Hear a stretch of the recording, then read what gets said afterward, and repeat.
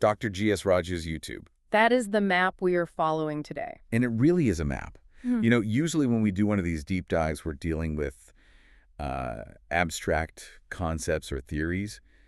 But today Today is different. it feels different. We're going on a physical journey. It's like we're going spelunking. Spelunking is a very evocative way to put it. Well, it fits. We're talking about internal geography. Mm-hmm.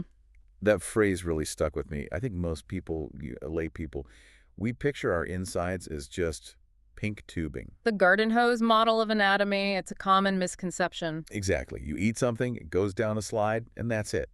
But digging into these endoscopic findings, you realize that's completely wrong. The terrain changes. I mean, it changes drastically. Oh, absolutely. We're talking about going from a flat desert to a mountain range in, what, a few inches? It is. And for a gastroenterologist, recognizing those changes isn't just sightseeing. It is quite literally about survival. Survival. That feels like we just raised the stakes for a camera inspection. Well, it's not dramatic, it's diagnostic. The landscape tells you the rules. It tells you what diseases can live where, what threats are hiding behind the walls, and even how to predict a medical emergency. If you don't know the geography, you miss everything. So our mission today is to put ourselves in the eyes, really, of that endoscope. We're going to pass through the pylorus, that gatekeeper valve, Right, leaving the stomach. and we're going to peep right into the duodenum. The first and arguably most complex section of the small intestine. Right. And immediately we hit the first distinct zone, the foyer, if you will, the duodenal bulb. The bulb, it's the welcoming committee. Okay, so paint the picture for us. We're in the bulb. What are we looking at? Well, the first thing that really strikes you about the bulb is what isn't there. What isn't there? Texture. It's remarkably smooth. The source describes the classic appearance as relatively featureless. Featureless, so just smooth, pink walls. Exactly. It's a flat landscape. And that's a critical distinction because, as we'll see, the rest of the small intestine is defined by these really complex, obvious folds. But here, smooth. Okay, so we're in this smooth, quiet room. It sounds peaceful. But reading the source, this featureless room, seems to be where a lot of the violence happens. It is often where the trouble starts, yes. The most common pathology you find here is the ulcer. The classic peptic ulcer. Now, this is where I want to pause because this was a huge aha moment for me. Yeah. I always just assumed an ulcer is an ulcer. It's a sore, you treat it, but the source makes a really big deal about the location of that ulcer. Oh, it matters immensely. Anterior versus posterior. It's the difference between two completely different medical emergencies. But why?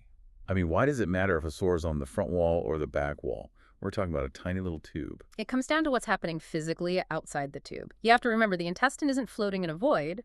It has neighbors. Okay, neighbors. Let's map the neighborhood. Let's look at the anterior wall first, the front wall.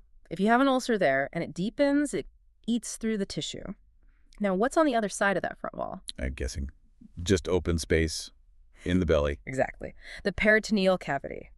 So if an anterior ulcer eats all the way through, what happens? It bursts. We call it perforation. You're literally popping a hole into the abdominal cavity. Air leaks out, digestive fluid leaks out. It's an immediate surgical emergency. So anterior equals perforation. That's the rule. Yeah, that is the rule. Mhm. Now let's pivot to the posterior wall, the back wall. Okay, what's behind the back wall? If an ulcer eats through the back, it doesn't hit open space. It hits a very specific, very important structure, the gastroduodenal artery. Oh, an artery. A major artery. So if a posterior ulcer erodes too deep, it doesn't pop. It taps into a high-pressure bloodline. And you get massive bleeding. Major hemorrhage. That is incredible. Mhm. So you can be looking at two sores that look identical, just two angry white spots.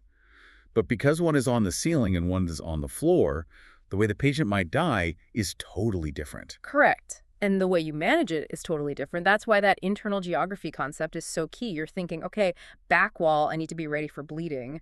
Or front wall, I need to check for free air. High stakes real estate.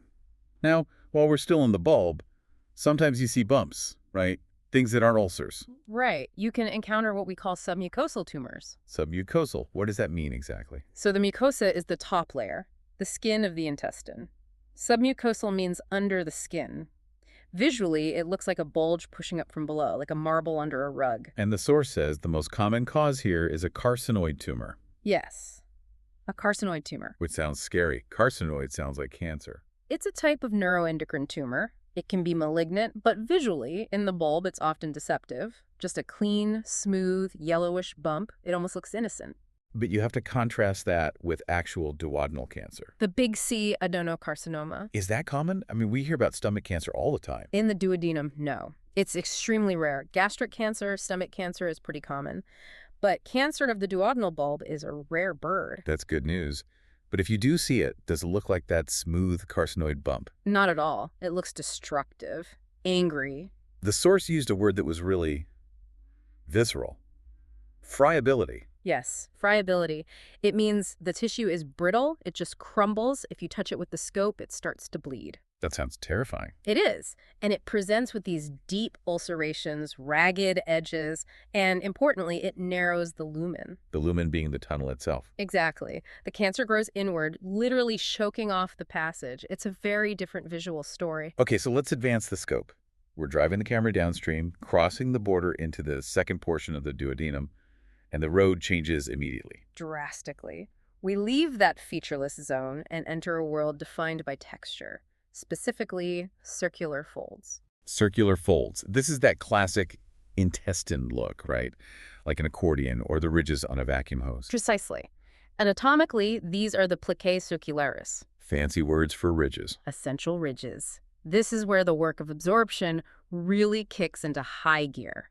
The body needs surface area to absorb nutrients, and those folds maximize it. And because this is where absorption happens, this is where doctors go hunting for clues when absorption isn't happening, right? Exactly. This is the diagnostic hub. If a patient comes in with, say, iron deficiency anemia or malabsorption issues, you have to ask, is the machinery broken? So you go to the second portion and take biopsies. That's the spot. And what are you looking for? Celiac disease is the big one. Celiac makes sense. Gluten intolerance. It's an autoimmune reaction to gluten that just flattens those beautiful folds. It destroys them. So if you look at the second portion and it looks smooth, if it looks like the bulb, that's a huge red flag. So smoothness is normal in one place, but a disease sign just a few inches later? Context is everything. You have to judge the tissue against where you are on the map. The source also mentions infections, like giardiasis. Giardia is a parasite. It coats the lining. You might not see it with the naked eye, which is why the biopsy is crucial, but you have to know where to bite. Right. Now, looking at the second portion, there's another visual the source highlights, polyps. Ah, yes, the flat adenomas. Flat adenoma sounds sneaky. It can be very subtle, but the source shows a specific case study that's, well, it's not subtle at all. A patient with FAP. Familial adenomatous polyposis, that's genetic, right? Yes, and the visual is striking. The source calls it a field of irregularities. You see multiple small flat adenomas just scattered everywhere. The whole terrain looks wrong. And often one big one. Yes, often accompanied by a larger adenoma. When you see that, you immediately have to think about the genetic component. This isn't just bad luck. And that changes the plan for the whole family. Absolutely. You're potentially alerting them that their children and siblings need screening. Amazing how a glance at the texture can tell a story that spans generations. The gut is a mirror for the genetics. Okay, let's talk about colors. So far, it's been pinks, reds, some whites, but the source brings up something else. Something blue. The blue bulges. It sounds like a sci-fi disease. What is that? It's very serious. The source describes seeing submucosal bulges with a bluish hue. And that blue color tells you it's not a tumor. It tells you it is blood, specifically venous blood. These are varices. Oh, veins. Exactly. Think of a garden hose that's kinked. The pressure builds up behind the kink, and the hose bulges. In the body, this is usually because of portal hypertension. Which is liver-related. Yes. If the liver gets stiff from, say, cirrhosis, blood can't flow through it easily. It backs up, causes a traffic jam. And the blood finds a detour. And one of those detours is through the veins in the wall of the duodenum. So you're looking at the intestine, but the story you're reading is actually about the liver. And these blue bulges, are they dangerous? Extremely. They're under high pressure. If they burst, it's like opening a faucet. A massive bleed. The source gives specific warning signs that tell a doctor, hey, this is about to blow. Yes. You look for cherry red spots. Bright red dots on the blue. Exactly. Or the red whale sign. Red whale. WALE, like the mark left by a whip. When you see those red markers, it means the wall of the vein is thinning. It's getting ready to give way. And if it gives way, you have a catastrophic, life-threatening bleed. Recognizing that bluish hue is a call the surgeon, get the team ready, observation. Incredible. Okay, but we aren't done descending yet. We have to go deeper. Into the third portion. Right. Does the terrain change again? Visually, not really. You still have those circular folds. So if it looks the same, why do we care? Why does the geography matter here? Because of the neighbors again, but this time it's not a small artery. Bigger. Much bigger. It's not about what's inside the tube anymore, it's what's behind it. Okay, so who's the neighbor to the third portion? The aorta. The aorta, the main bloodline of the whole body. The biggest artery we have. It sits directly behind this section of the intestine. They are practically touching. That seems like a design flaw. It usually isn't, but it becomes dangerous if there's a specific history. The source brings up this very chilling medical mystery regarding AAA repair. Abdominal aortic aneurysm. Right. The aorta balloons out, and surgeons fix it by putting in a synthetic tube. Okay, so the patient has had their aorta fixed. Years go by. Then what? Imagine that patient comes in with melena, Which is? black, tarry stool. It means there's significant bleeding happening somewhere upstream in the gut. So they're bleeding. And they had that surgery years ago. If you have that patient, you have to look at the third portion of the duodenum immediately. Why? What's the connection? Well, that graft is a foreign body. It can get infected, and if it does, it can physically erode, just rub right through the wall of the aorta and into the back wall of the duodenum. Whoa. So the aorta is tunneling into the intestine. Essentially, it creates a fistula, a connection between the aorta and the gut. And since the aorta is high pressure, The blood pumps directly into the intestine. that sounds fatal. It is often fatal, but there's usually what we call a herald bleed, a smaller bleed before the big one. That's the melena. And that's why you have to look there. You can't just stop at the stomach. You have to know the aorta lives behind door number 3. You have to connect the dots between a surgery 5 years ago and a bathroom trip today. Exactly. The source is very clear. That is the area where they can have the first sign of bleeding. It's a specific check for a specific threat. It really connects the whole body. We started with the bulb, where simple geometry front versus back determines the emergency. Then the second portion, where texture tells you about genetics. And finally the third, where the danger comes from a neighbor knocking down the wall. It's a story of connectivity. A gastroenterologist is a geographer. They're looking at a landscape where every hill, every fold, every color shift has a meaning.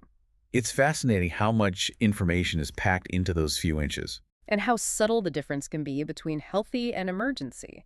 A blue tint, a cherry red spot. So let's unpack this so what here for the listener. Why should we care about the texture of our duodenum? I think the takeaway is about interconnectedness. We tend to compartmentalize our health. We say, I have a stomach ache, or I have liver problems. Right, different boxes, different doctors. But this deep dive shows us there are no boxes. A liver problem manifests as blue bubbles in the intestine. An old aortic surgery becomes a bleeding risk in the gut. The patterns, smooth versus folded, red versus blue, tell the story of the patient's entire health. The body keeps the score, and it writes that score on the walls of the duodenum.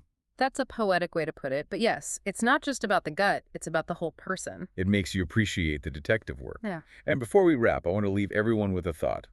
We talk about how thin these walls are. It's remarkable, really. It's just millimeters of tissue separating your digestive system from your circulatory system. The difference between a simple stomach ache and a life-threatening bleed can literally be a matter of millimeters. Or just geography. Location, location, location. Exactly. It makes you want to take care of the terrain. It certainly does. Well, that brings us to the end of our journey. A huge thank you to the source material that made this trip possible, Dr. G.S. Raju's YouTube.